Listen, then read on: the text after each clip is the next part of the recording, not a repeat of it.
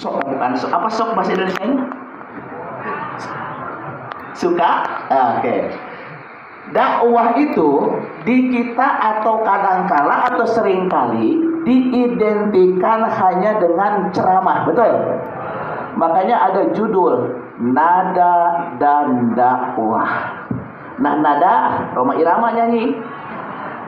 Dakwahnya Allahu yarham Ki Haji Jainuddin MZ. Kenapa? Karena diinterpretasikan, dipersepsikan dakwah teh adalah ceramah. Tabligh akbar orangnya disebut mubaligh, penyampainya. Manakala dakwah itu hanya dipersepsikan sebagai penceramah, maka seolah-olah kewajiban dakwah teh kewajiban mubaligh, kewajiban ustad, kewajiban ajengan. Padahal dakwah itu bukan hanya kewajiban ustadz mubaligh, dan dakwah itu bukan hanya ceramah. Kita perhatikan. Pertama, dalam surah Ali Imran, surah keberapa? Surah ketiga, ayat 104. Ada yang buka mushaf silakan.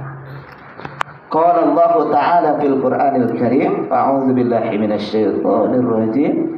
Wal takum minkum ummatun yad'una ilal khair wa ya'muruna bil ma'ruf wa yanhauna 'anil munkar wa ulaika humul muflihun. Wal takun, hendaklah ada, minkum, di antara kamu sekalian. Minkum di sini menurut Syekh Taqiyuddin Nabhani itu adalah maksudnya umat Islam. Wal takun minkum, hendaklah ada di antara umat Islam ummatun, sekelompok orang. Menurut Al-Habib Rizik bin Husain Shihab itu menunjukkan jumlah yang banyak.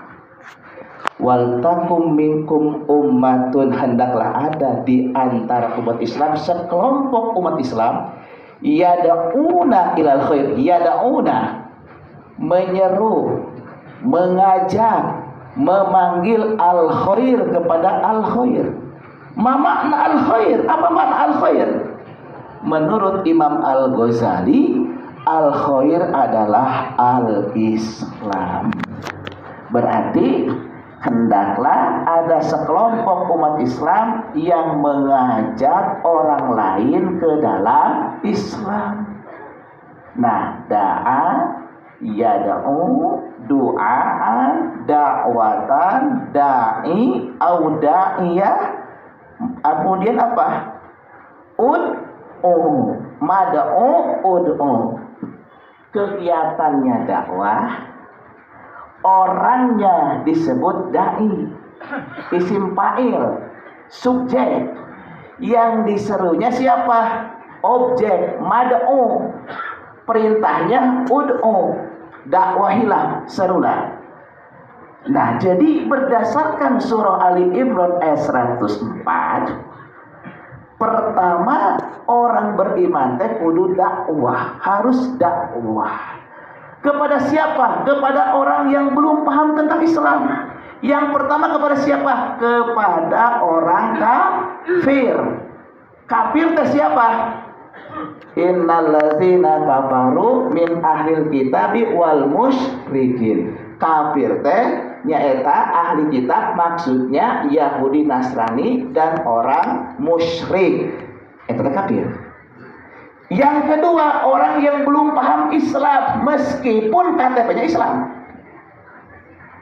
Di Indonesia, berdasarkan informasi Global Muslim Population, jumlah umat Islam di Indonesia itu ada 242 juta. Dari 2 miliar umat Islam di dunia. Di dunia ayeuna, Bu, Bapak, umat manusia itu ada 8 miliar. 8 miliar. Dari 8 miliar, 25%-nya atau 2 miliarnya adalah umat Islam. Di antara umat Islam yang 2 miliar itu 242 jutanya di Indonesia. Berarti lebih dari 10% ya. Di antara umat Islam yang 242 juta ya, yang paling banyak di Jawa Barat. Di mana? Jawa Barat penduduknya berdasarkan sensus 2024 adalah 50 juta lebih. Dari 50 juta lebih penduduk Jawa Barat, 97,22% adalah Muslim, KTP Islam. 2,45% itu Kristen, Katolik, kemudian Protestan. 0,24 etate Buddha. Terus Hindu. Terus aya anu paling sakedik 0,1 Sunda Wiwitan. Jadi Sunda Wiwitan berdasarkan sensus, maka dicek KPPS, hanya 0,1%. Jadi Jawa Barat Bu, urang teh kudu reueus kieu, bangga tapi dalam ketaatan Bu ya. Sadunia umat Islam paling seueur di Indonesia. Nu kahiji Indonesia 242 juta. Nu kadua ayeuna teh Pakistan 240 juta, benten 2 juta lah. Nu katilu saha? India 222 juta. Nu kaopat saha? Bangladesh. Nah, eta teh jumlah umat Islam sadunia pangseurna teh di Indonesia. Di Indonesia umat Islam yang paling banyak di Jawa Barat. Di Jawa Barat sabarahatan 87,22 kali 50 juta.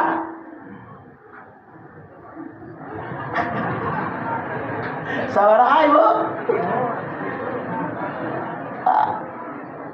Di atas 45 juta. Tadi saya Bapak leres. Tah ayeuna umat Islam di Indonesia teh langkung seueur ti umat Islam nu aya di negara lain. Seueur urang pangseurna. Aya 45 juta. Qatar sakedik Bu, urang mah seueur. Teras ayeuna ari tempat sujud namina naon? Masjid. Masjid teh sadunia pangseurna di Indonesia aya 800.000 sampai 1 juta teh. Saur Yusuf Kala, Ketua DMI Dewan Masjid Indonesia. Laras hentena cobi we eta. Tapi saur anjeunna kirang langkung 800.000 dugikeun ka 1 juta. Di antara 800.000 1 juta eta, jumlah masjid paling banyak di mana? Di Jawa Barat sabaraha? Menurut Kemenak, Kementerian Agama, 154.000. Eta jumlah masjid. Ayeuna lembaga pendidikan Islam. Lembaga pendidikan Islam namanya naon? Pesantren atau ma'had. Cik sa Indonesia pangseurna pesantren di mana? Sabaraha? Ibu Bapak, pesantren paling banyak se Indonesia yang pertama Jawa Barat. Di atas 12.000 pesantren. Kedua Banten di atas 7.000. Katilu Jawa Timur, kaopat Jawa Tengah. Jadi lamun pertanyaanna pesantren mana anu paling banyak? Jawa Barat. Tapi lamun pertarusanana pesantren mana yang banyak? Pesantren itu banyak santrinya Jawa Timur. Sidogiri puluhan ribu, Lirboyo puluhan ribu, Gontor, Ploso, Asem Bagus, Sukorejo seueur eta. Tapi lamun jumlah pesantrenna Jawa Barat. Ayeuna lamun ibu bapak kantos aksi di Monas pernah hadir 212? Paling banyak dari mana? Jawa Barat. Kekuatan Islam, politik Islam ya. Eta kan jumlah pesantren, jumlah masjid. Tahun 55 aya partai. aya Masumi, aya NU, aya PNI, aya PKI dan sebagainya. Partai Murba, partai Islam anu paling kiat Masumi, basisnya di mana? Jawa Barat. Zaman Orde Baru aya 3 partai.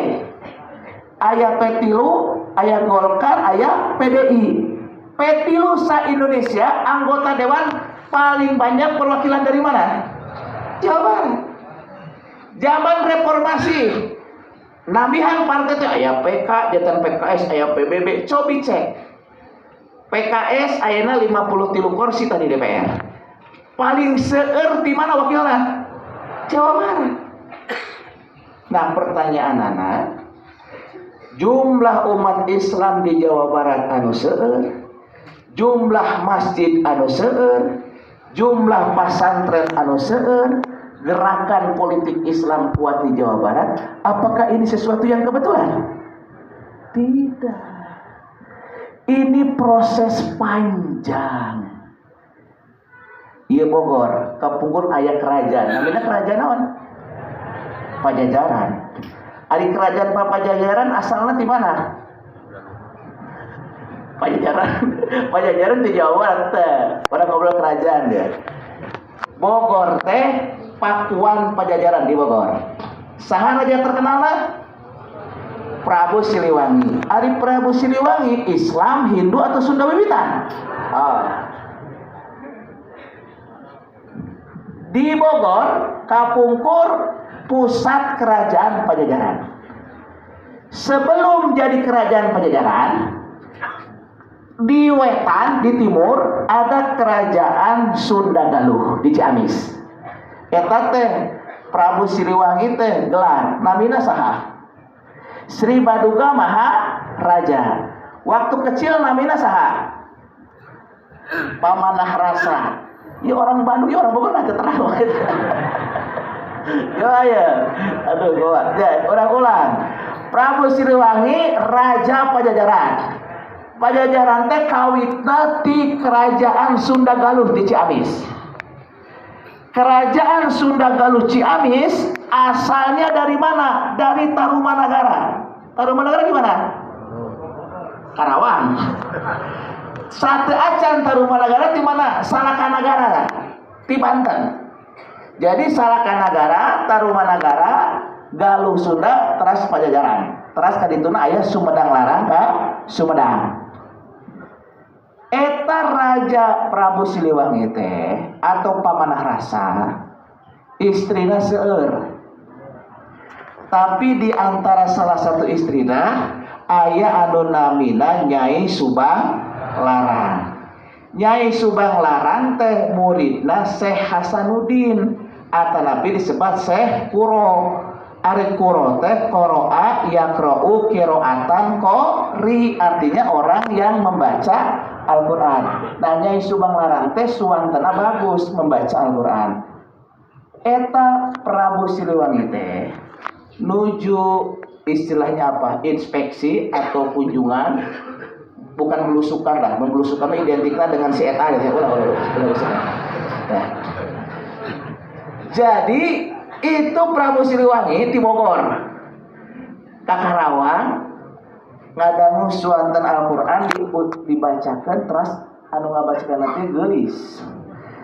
Normal raja wajar. Maka kemudian Prabu Siliwangi itu tertarik untuk melamar kepada Nyai Subang Larang.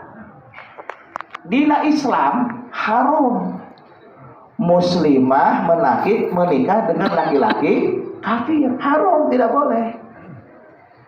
Maka sangat pasti Syekh Hasanuddin atau Syekh Kuro ketika mengizinkan santriahnya menikah dengan Prabu Siliwangi, pasti syaratnya Prabu Siliwangi harus jadi mu'alaf, betul tidak? Nah, ini pasti ini, insya Allah menikahlah Prabu Siliwangi dengan Nyai Subang Larang. Gaduh putra tilu di Subang Larang teh. Hiji saha? Hiji pangageungna sanes. Hiji pangageungna dua tengah tilu bungsu sanes. Namina. Nu kahiji namina teh Walang Sungsang. Pangeran Walang Sungsang teras ka Cirebon janten Pangeran Cakrabuana. Nu kahiji. Nu kadua Nyai Rara Santang, istri nu tadi pemegang. Nyai Rara Santang teh sareng Walang Sungsang teh angkat ibadah haji. Di ditu tepang dengan Syarif Abdullah di Mesir. Singkat cerita, Walang Sungsang atanapi Cakrabuana teh sebagai rakana daripada Rara Santang, maka Syekh atau Syarif Abdullah teh melamar kepada Nyai Rara Santang. Berarti ini zuriyah Nabi, ya. Syarif Syahid, ya. Nah, menikah. Ketika menikah gaduh putra, namina Syarif Hidayatullah. Nah, keur nikah teh ngadamel semacam perjanjian. Apa istilahnya abang atau akang gitu ya. Engke upami tos ageng putra urang menyebarkan Islam di Tatar Sunda di Jawa, kira-kira begitu. Maka menetaplah 20 tahun Nyai Rara Santang dengan Syarif Abdullah di Mesir. Setelah 20 tahun, pemuda ini dan ibunya pulang kampung ke Pajajaran. Nah, ini hebatnya orang Bogor ya, ke Pajajaran. Di Pajajaran kemudian diarahkan ke Cirebon, ka Uwana, nyaeta Prabu Cakrabuana.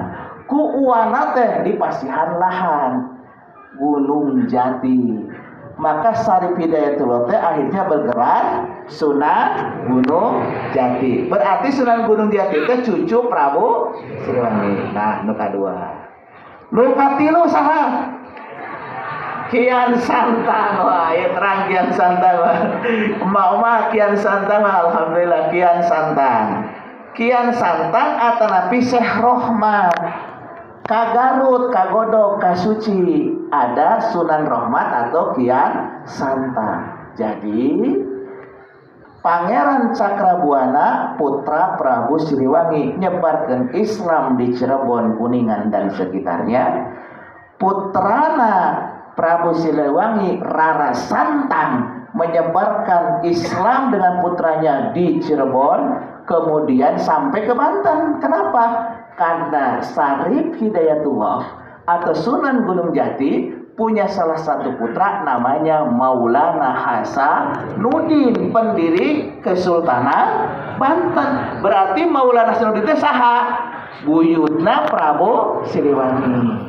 Teras eta Kian Santang dakwah di Garut dan sekitarnya Priangan Timur, Garut, Tasik, Ciamis dan seterusnya. Punten abi bade naros. Jawa Barat ada 27 kabupaten kota. Ada 626 lebih kecamatan.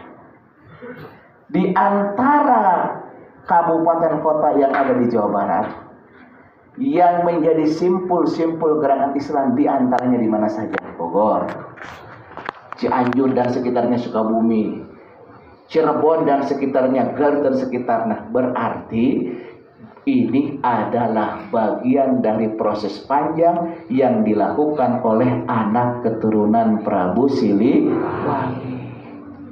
Maka Simkuring dan saya dan teman-teman pernah datang ke DPRD Jawa Barat menyampaikan kepada Ketua DPRD Jawa Barat, langsung diterima oleh namanya Dr. Buki, didampingi wakil ketuanya, satunya adalah Abah Iwan orang Bogor, wakil ketua DPRD Jawa Barat. Nu kadua ti PKS eta mah Kang Buki ti Gerindra. Nu katilu Acep Jamaludin ti PKB orang Cimahi. Saya menyampaikan kepada DPRD, saya tidak sepakat dengan narasi dan kemasan yang disampaikan oleh gubernur terpilih. Saya gubernur terpilih teh Bapak saha? Lain Bapak aing, lain.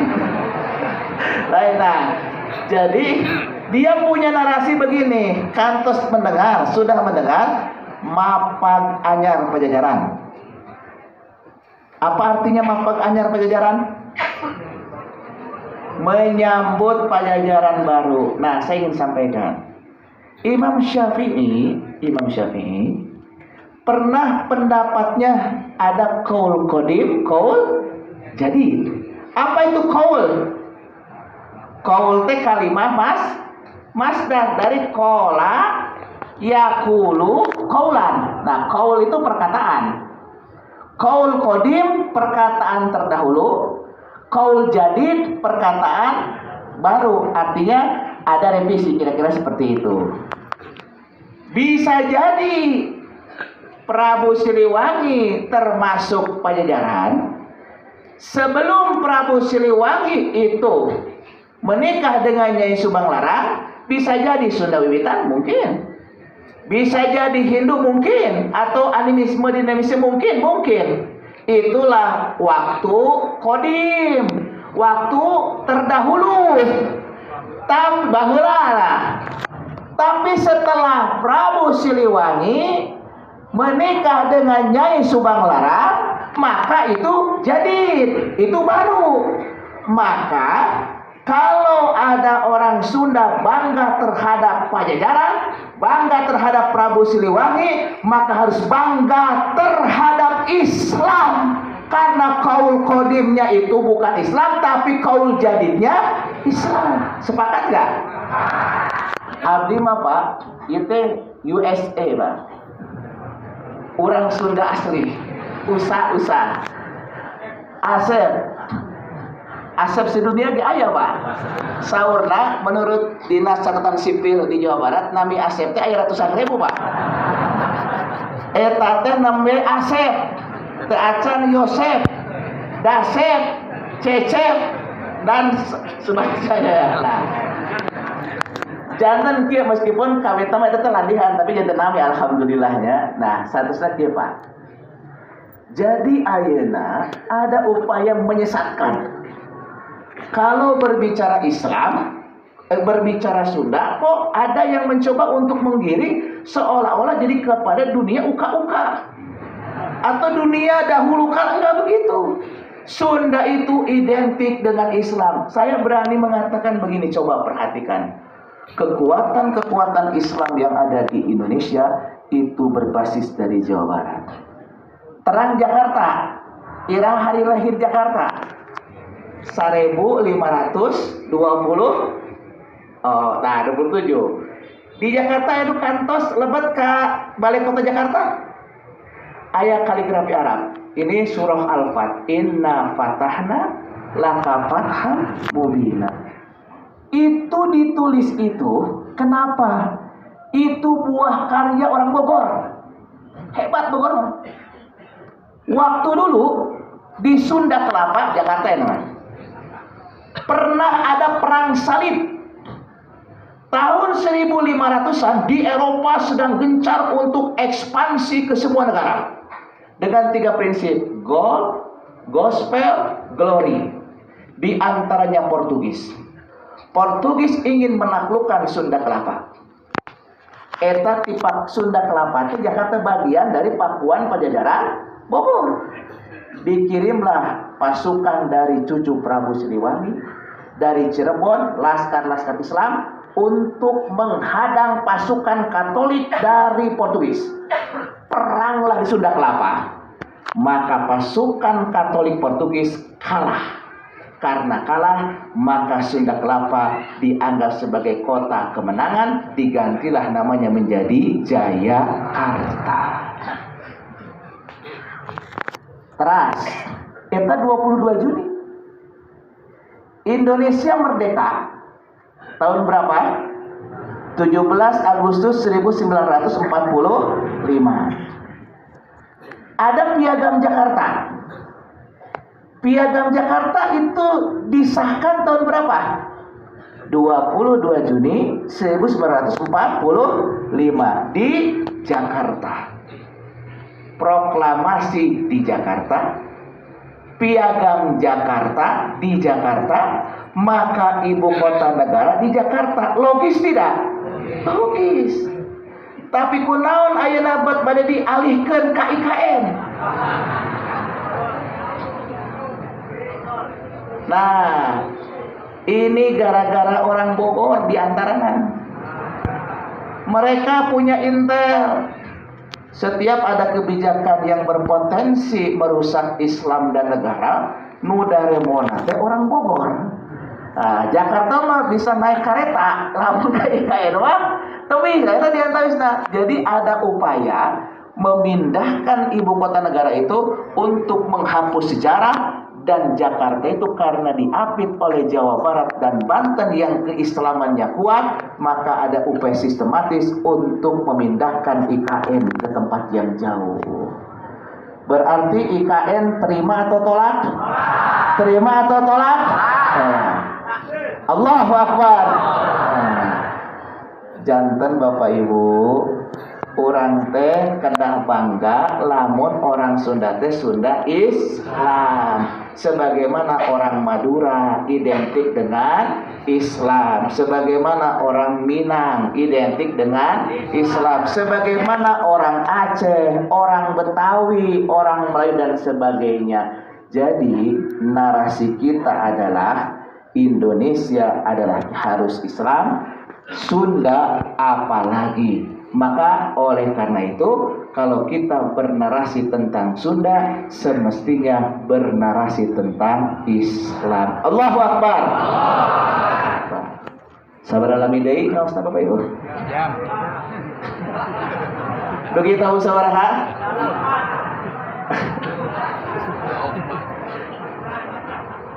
Baik, saya lanjutkan Bapak Ibu sekalian. Nah, saya kembali kepada topik.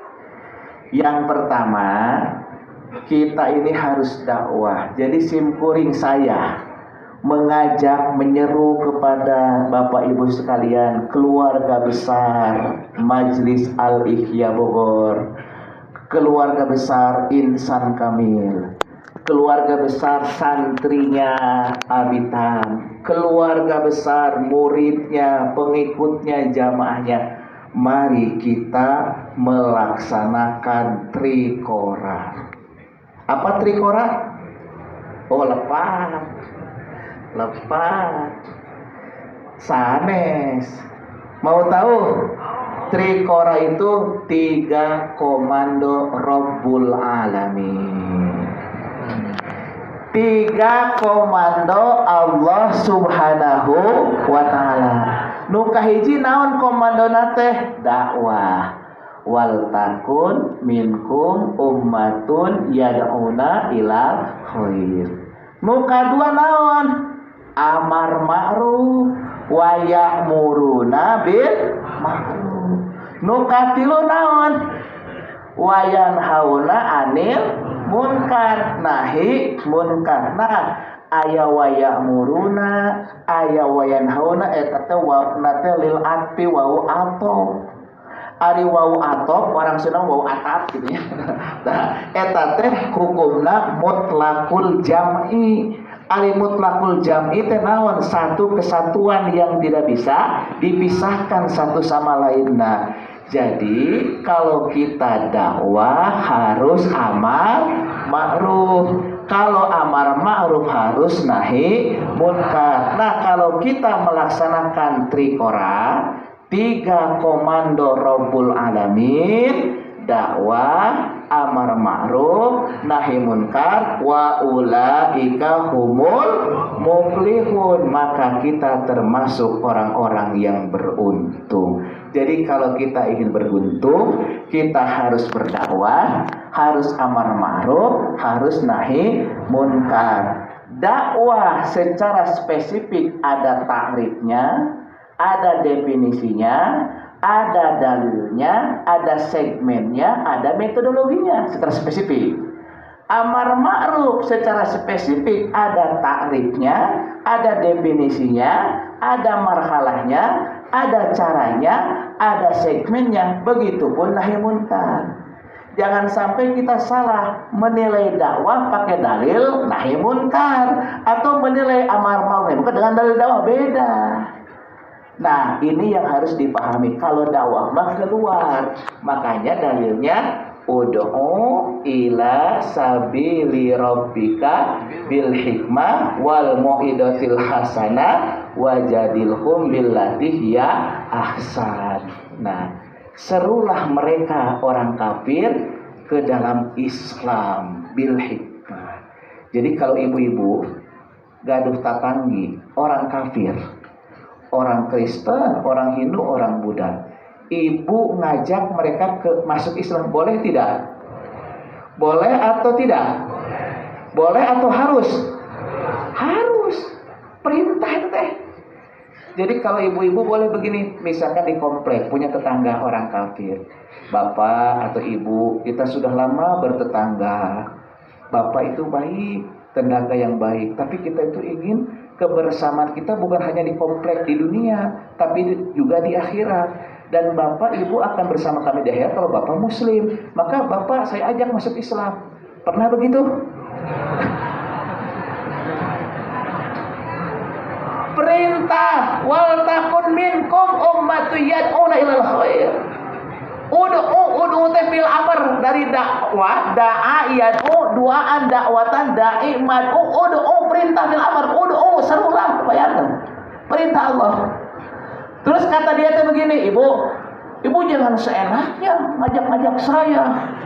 Jangan seenaknya, saya juga punya keyakinan. Bagi saya semua agama benar. Benar salah? Salah. Inna dina indallahil Islam. Ma'rifata. Inna dina ad-din. Pakai alif lam ma'rifah. Kalau ma'rifatnya khusus. Jadi lamun tengartos ulah sok memberikan naskah dengan ayahnya. General, inna dina indallahil Islam itu semua agama sama, beda. Kalau kita mengatakan semua agama benar, salah. Yang benar itu hanya Islam yang benar. Kalau dia menolak, ibu kemudian apa? Setelah bil hikmah wal mau'izatil hasanah, nasihati. Ibu, kalau ibu mau tahu ya, Islam itu kalimah apa Islam? Kalimah masdar. Dari aslama yuslimu islaman muslimun. Islam itu artinya penyelamat.